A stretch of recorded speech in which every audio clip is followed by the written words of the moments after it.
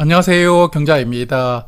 이번 주는 증시 분위기가 좋았는데 기업들의 실적이 대체적으로 긍정적으로 나오고 있고 또한 악재보다 호재가 조금 더 크게 부각이 되다 보니까 미국도 그렇고요. 한국도 저번 주에 하락을 만회하는 상승이 나오더라고요. 그래서 이번 주에 큰 뉴스부터 조금 챙겨보고 8월 둘째 주 주식 투자일기 시작하겠습니다. 자, 드디어 상호 관세가 시작이 되었는데요. 인도나 브라질 같은 나라들은 말을 듣지 않는다고 관세를 50% 부과하기도 하고 또한 스위스도 39% 관세를 두드려 맞았지만 그래도 대부분의 나라들은 15에서 20% 정도로 관세가 부과되고 있습니다. 그리고 이번 주에 반도체에다가 품목 관세로 100%를 부과하겠다고 이야기가 나왔고 한국 입장에서는 가슴이 철렁한 뉴스가 나왔었는데요. 그렇지만 미국에 투자하면 관세를 보류하겠다고 세부 내용이 공개가 되었기 때문에 삼성도 그렇고 하이닉스도 지금 미국에 공장을 건설하고 있거든요. 관세 리스크에서는 어느 정도 벗어날 수가 있다 보니까 이런 뉴스가 한국 증시에는 오히려 호재로 작용이 된 것 같습니다. 그리고 지난주에 미국 연준 이사 중에 한 명이 사퇴를 했었는데요. 후임으로 스티브 미란을 지명을 했는데 이 사람이 미국 100년 국채를 만들어가지고 동맹들에게 매입을 하고 미국 부채를 해결해야 된다 주장을 했던 그 바로 미란 보고서를 쓴 사람입니다. 그래서 트럼프 대통령의 최측근이라고 볼 수가 있겠고요. 이 사람이 이제 연준에 들어갔으니까 시장에서는 9월의 금리 인하 가능성을 아주 높게 전망하고 있습니다.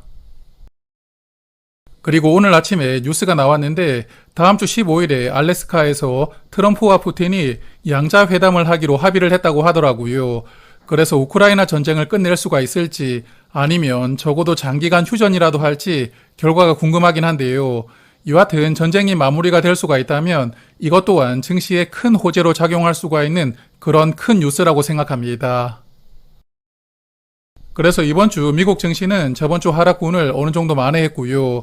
다우존스가 0.5% 상승했고 S&P 500은 1.3% 그리고 나스닥이 2.2% 상승하면서 여전히 나스닥 흐름이 좋더라고요. 그래서 지금은 관세 관련된 여러 가지 잡음은 계속 나오고 있는데 앞서 말씀을 드렸지만 금리 인하 그리고 전쟁을 마무리할 수 있다는 기대감이 주식시장에는 조금 더 긍정적인 영향을 주는 것이 아닌가 생각합니다.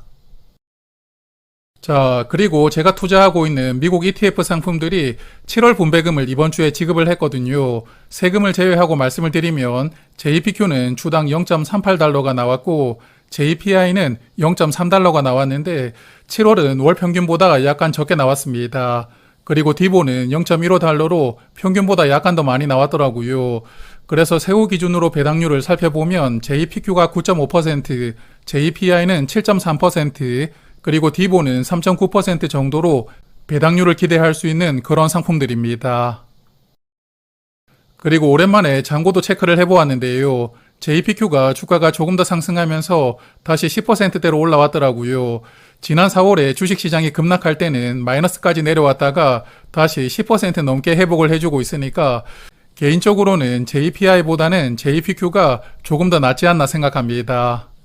그리고 디보는 한 달 전과 주가 변동이 거의 없더라고요. 그래서 이제 몇 달간 배당금을 잘 모아두었으니까 다음 달에 배당금을 받으면 9월부터는 다시 적립식으로 조금씩 모아가 볼 생각입니다. 자, 그러면 한국장을 볼 텐데요. 코스피도 일주일 동안 3% 상승하면서 다시 3,200을 회복했거든요.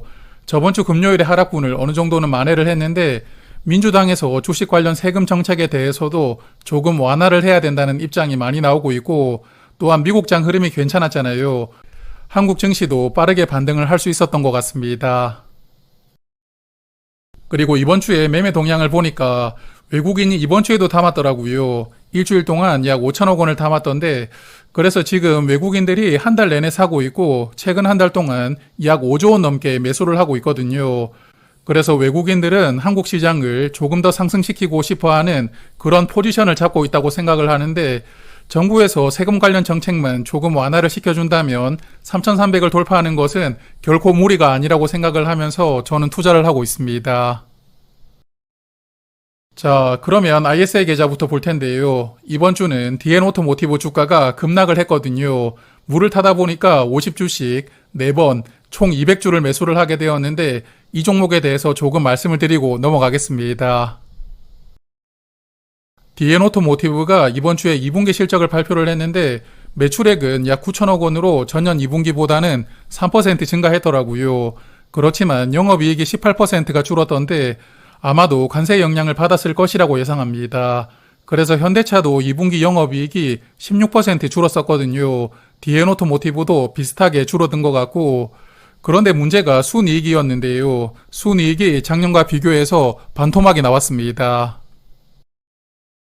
그래서 실적 발표를 하면서 순이익이 왜 이렇게 크게 줄었는지 별도의 멘트가 없었다 보니까 이게 시장에서 큰 충격으로 다가오면서 이번 주에 주가가 급락했던 원인이 아닌가 생각을 하고 있었는데, 그렇지만 금요일에 기사가 나오긴 했더라고요.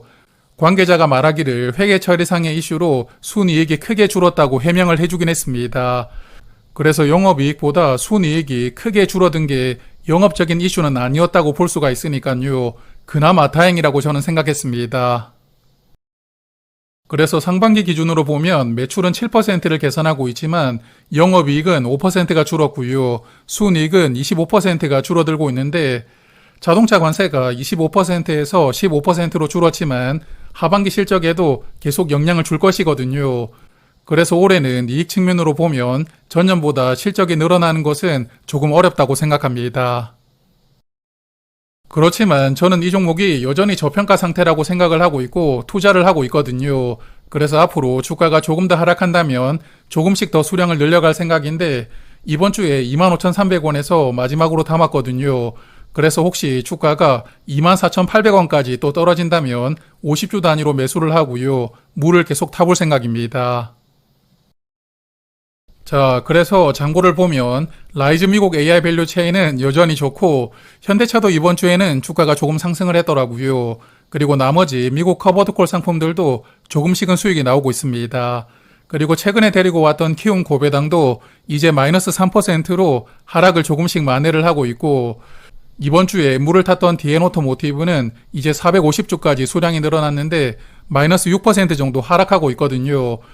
그래서 앞서도 말씀을 드린 것처럼 주가가 더 하락한다면 조금씩 물을 타고 마이너스를 줄여나갈 생각이고요. 그리고 이번 주에 리츠들 흐름이 좋았는데 맥쿼리도 주가가 조금 더 상승을 했지만 JR 리츠가 다시 2,600원대를 회복을 하더라고요. 이번 주에 좋은 흐름을 보여준 것 같습니다. 그리고 리츠 관련해서는 분리과세를 28년까지 연장을 해주겠다는 그런 뉴스가 나오더라고요. 그래서 저는 절세 계좌로 투자를 하고 있다 보니까 해당 사항은 없지만 일반 계좌로 투자를 하고 계시는 분들은 3년 동안 팔지 않는다면 5천만 원까지는 배당소득 분리과세가 적용되거든요. 그래서 아마도 구독자분들은 다들 알고 계시는 내용이실 텐데 여하튼 이런 뉴스가 조금 호재로 작용을 했고 리츠들 주가에도 긍정적인 영향을 준 것이 아닌가 생각합니다. 자, 그리고 미래에셋 계좌를 보면 ISA 계좌에서 DN 오토모티브 물을 탔기 때문에 여기서는 조금씩 정리를 했거든요. 사실 ISA 계좌에서 200주를 더 샀기 때문에 여기서도 200주를 팔았어야 되는데 일단은 100주만 팔아두었고요. 150주가 남아있는데 주가가 조금 더 올라오면 여기서 보유하고 있는 소량은 그냥 정리할 생각입니다. 그리고 이번 주에 하이닉스도 25만 5천 원에 5주 물을 탔었는데요. 이번 주에 주가가 조금 더 하락하면서 이제 4% 정도 하락이 나오고 있거든요. 그래서 하이닉스 볼 때마다 마음이 아프지만 잠시 후에 조금 더 말씀을 드리도록 하고 그리고 현대차도 다시 빨간불을 보여주고 있고요. 코덱스 200 커버드 콜도 여전히 좋은 모습을 보여주고 있습니다. 자, 그러면 하이닉스를 조금 더 말씀을 드릴 텐데 제가 몇 번을 말씀을 드렸지만 선행 PER이 6배 수준이거든요. 그래서 소형 종목들은 밸류를 무시하고 그냥 수급으로만 주가가 움직이는 경우가 많지만 하이닉스 같은 이런 큰 종목이 PER 6배인 이런 밸류 상황 속에서도 주가가 내려간다는 것이 참 이해하기가 쉽지는 않습니다. 그렇지만 시장에서는 또 자꾸 증명을 요구하고 있더라고요. 지금까지 실적이 좋은 것은 알겠는데 앞으로는 나빠질 거잖아 이러면서 자꾸 선반영 주문을 외우고 있고 주가 하락을 정당화하고 있는 것 같습니다. 그래서 엔비디아와 내년 물량 계약이 체결되었다는 뉴스가 나오기 전까지는 이런 흐름을 극복하는 게 쉽지는 않을 것이라고 그런 생각도 해보고 있습니다. 그래서 HBM 반도체는 미국의 마이크론도 만들 수가 있고 삼성전자도 만들 수가 있지만 아직까지 SK 하이닉스를 따라오기에는 시간이 조금 필요하다고 저는 생각하거든요. 그래서 최근에 하이닉스 주가 흐름이 조금 실망은 스럽지만 그래도 주가가 25만원까지 또 내려온다면 200만원 정도씩 물을 타면서 평단가를 최대한 내려볼 생각이고, 이러다가 또 평단가를 회복할 수도 있거든요. 그때는 조금 덜어내면서 저번 주에도 말씀을 드렸지만 60주 정도를 보유하는 형태로 투자를 계속 이어나갈 생각입니다.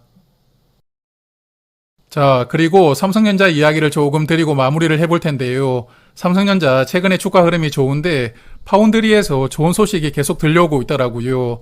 지난번에 테슬라 물량을 수주했다고 공시가 나왔는데 이번 주에는 애플 물량도 수주했다는 뉴스가 나왔습니다.